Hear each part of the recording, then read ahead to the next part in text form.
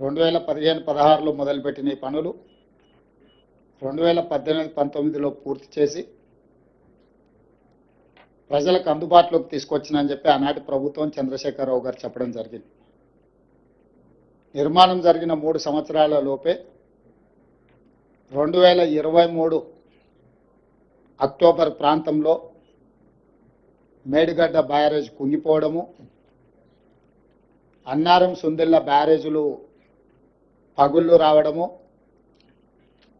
ఆనాడు ప్రాజెక్టులు ప్రమాదంలో పడ్డాయి అని సాంకేతిక నిపుణులు, నేషనల్ డ్యామ్ సేఫ్టీ అథారిటీతో సహా కేంద్ర ప్రభుత్వ రంగ సంస్థలు గుర్తించి వాటి మీద విచారణ చేసి ఆ విచారణ సందర్భంగా ప్రణాళికల లోపం, నిర్మాణ లోపం, నిర్వహణలో లోపం, డిజైనింగ్, కన్స్ట్రక్షన్, ఆపరేషన్ అండ్ మెయింటెనెన్స్లో లోపాలు ఉన్నాయి. దీని మీద పూర్తి స్థాయి విచారణ జరగాలని ఆనాడు రాష్ట్ర ప్రభుత్వానికి చంద్రశేఖరరావు గారు ముఖ్యమంత్రిగా ఉన్నప్పుడే నివేదికలు ఇవ్వడం జరిగింది. ఆ సందర్భంలో పిసిసి అధ్యక్షుడిగా నేను, శ్రీ రాహుల్ గాంధీ గారు మేడిగడ్డ బ్యారేజ్ను సందర్శించి మా కాంగ్రెస్ పార్టీ నాయకులు ఆనాడు బట్టి విక్రమార్క గారు, శ్రీధర్ బాబు గారు, ఉత్తమ్ కుమార్ రెడ్డి గారు ఈ ప్రాజెక్టుల పర్యటనలు చేపట్టి ఇందులో లోపభూయిష్టమైన నిర్ణయాలు, అవినీతి, ఆశ్రిత పక్షపాతము, నిర్లక్ష్య వైఖరి, ఎన్నో లోపాలతో కూడుకున్న నిర్ణయాల వల్ల ఈరోజు దాదాపుగా 1,00,000 కోట్ల రూపాయలు పెట్టి నిర్మించిన కాళేశ్వరం ప్రాజెక్టు పూర్తిగా కూలిపోవడం, దీని మీద విచారణకు ఆదేశిస్తాం ప్రభుత్వం అధికారంలోకి రాగానే అని చెప్పడం జరిగింది. ఎన్నికల మేనిఫెస్టోలో కూడా ఈ విషయం స్పష్టంగా జ్యుడిషియల్ ఎంక్వైరీ చేస్తామని ఆనాడు మేనిఫెస్టో కమిటీ చైర్మన్గా శ్రీధర్ బాబు గారి నేతృత్వంలో కాంగ్రెస్ పార్టీ తెలంగాణ ప్రజలకు మాట ఇవ్వడం జరిగింది. ఆ మాట ప్రకారము 14/3/2024 నాడు జ్యుడిషియల్ కమిషన్ ఎంక్వైరీ చైర్పర్సన్గా పిసి ఘోష్ వారు ఆంధ్రప్రదేశ్ ఉమ్మడి చీఫ్ జస్టిస్గా, సుప్రీంకోర్టు జడ్జిగా మొదటి లోక్పాల్కి వారే బాధ్యత వహించి ఈ దేశంలోనే న్యాయ నిపుణుడిగా, జ్యుడిషియల్ సిస్టంలో అపారమైన అనుభవం ఉన్న వ్యక్తిగా పేరు ఉన్న పిసి ఘోష్ గారిని ఈ కమిషన్ చైర్పర్సన్గా తెలంగాణ రాష్ట్ర ప్రభుత్వం నియమించింది.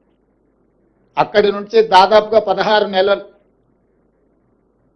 ఘోష్ కమిషన్ నాటి మాజీ ముఖ్యమంత్రిని, సాగునీటి పారుదల శాఖ మంత్రిని, ఆర్థిక మంత్రిని, ఐఏఎస్ అధికారులను, ఇంజనీరింగ్ అధికారులను, నిర్మాణంలో పాల్గొన్న నిర్మాణ సంస్థల్ని, ప్రజా సంఘాలను, పాత్రికేయ మిత్రులను, ప్రజలు ఎవరైనా ఈ ఓపెన్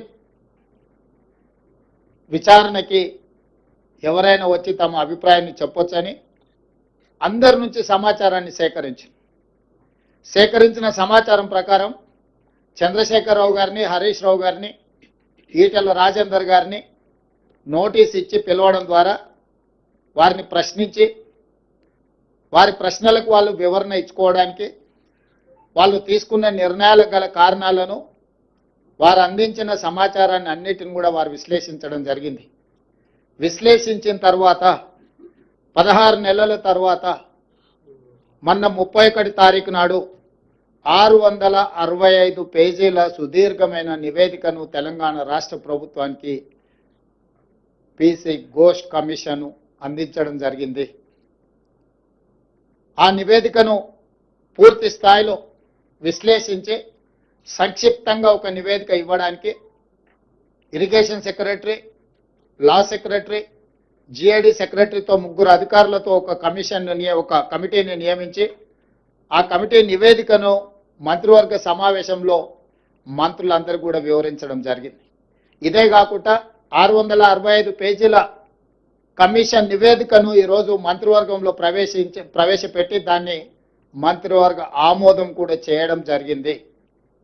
వాటికి సంబంధించిన సమాచారాన్ని పూర్తి స్థాయిలో మీడియా మిత్రులకు చెప్పాలని మంత్రివర్గ సహచరులందరితోని పత్రికా సమావేశాన్ని ఏర్పాటు చేసి అందులో ఉన్న ప్రధానమైన అంశాలను అన్నిటిని కూడా సాగునీటి పారుదల శాఖ మంత్రివర్యులు ఉత్తమ్ కుమార్ రెడ్డి గారు మీకు సుదీర్ఘంగా వివరించారు.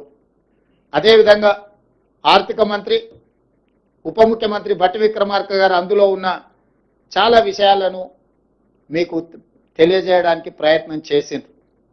వీటి నేపథ్యంలో ఊరు మార్చి, పేరు మార్చి, అంచనాలు మార్చి, అవినీతికి పాల్పడి అక్రమాలకు పునాదులు వేసి నిర్మించిన కాళేశ్వరం ప్రాజెక్టు ఈరోజు కూలిపోయింది. స్పష్టంగా కమిషన్ ఇందులో ఈ వివరాలన్నిటినీ పొందుపరిచింది. దానికి సంబంధించిన ప్రజాప్రతినిధులు, ఐఏఎస్ అధికారులు, ఇంజనీరింగ్ నిపుణులు, నిర్మాణ సంస్థలకు సంబంధించి పూర్తి వివరాలను విశ్లేషణాత్మకంగా వారు రిపోర్ట్ ఇవ్వడం జరిగింది.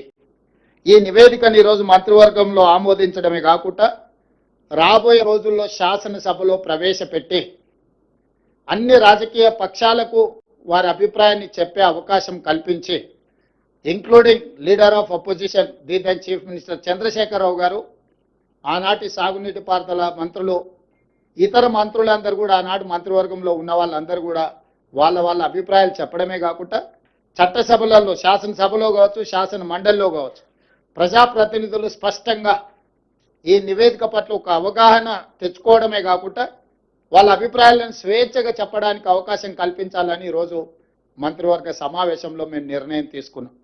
అందుకే ఈ 665 పేజీల నివేదికను తొందరలోనే శాసనసభ, శాసన మండలి సమావేశాలను ఏర్పాటు చేసి అక్కడ ఈ నివేదికను ప్రవేశపెట్టి అందరి అభిప్రాయాలు పరిగణలోకి తీసుకున్న తర్వాత భవిష్యత్ కార్యాచరణను, కమిషన్ సూచించిన సూచనలను అమలు చేయడానికి ప్రభుత్వం ముందుకు వెళ్తుంది.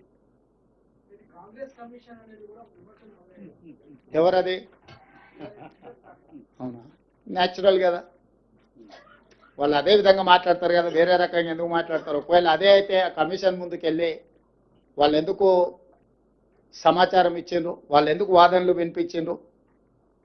తమకు అనుకూలంగా ఉంటే ఒక రకంగా, తమ తప్పులను ప్రశ్నిస్తే ఇంకొక రకంగా మాట్లాడడం అనేది మొదటి నుంచి వాళ్ళకున్న అలవాటు. ఈరోజు మేము కమిషన్ని వాళ్ళు తప్పుపడుతుండ్రు. ఇంతకుముందు భట్టి విక్రమార్క గారు స్పష్టంగా చెప్పారు, ఇది ఒక రాజకీయ పార్టీ నివేదికను, రాష్ట్ర ప్రభుత్వ నివేదిక కాదు, independent judicial enquiry report headed by Pinaki Chandra Ghosh, imminent personality. He headed as a Supreme Court judge, Lokpal chairperson, ఇలాంటి ప్రధానమైన బాధ్యతలు నిర్వహించిన వ్యక్తి 16 నెలలు అందరికి అవకాశం ఇచ్చి వాళ్ళు చెప్పుకోవడానికి అందరికీ సమానమైన అవకాశాలు కల్పించి ఈరోజు నివేదిక ఇచ్చిండు. కాబట్టి ఆ నివేదిక మీద ఇంకా ఎవరు ఏ రకంగా మాట్లాడతారు, ఏ రకంగా విశ్లేషణ ఇస్తారు అనేది వాళ్ళ విజ్ఞతకే నేను వదిలేస్తున్నా.